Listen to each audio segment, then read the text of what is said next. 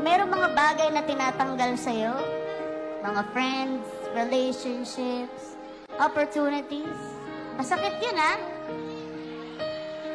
Pero ang ibig sabihin lang nun, you have to let go. You had to let go of something.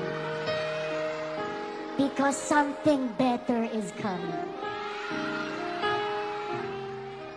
Kinailangan mong pagdaanan lahat ng masakit para mas maa-appreciate mo yung masarap na pagmamahal na dadating sa'yo.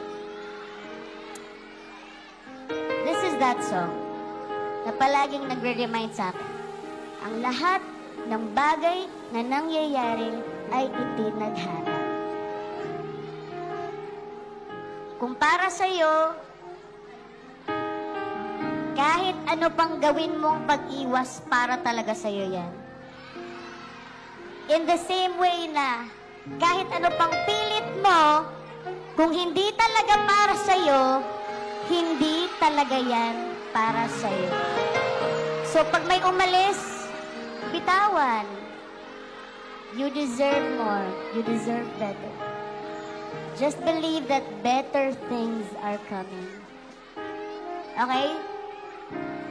So, let's just be in this moment together. And appreciate na itong moment na to na nandito ako ngayon, nandyan ka, katabi mo mga taong hindi mo kakilala, is a moment that was prepared for you. And it's part of your future. Hindi aksidente ang mga bagay-bagay.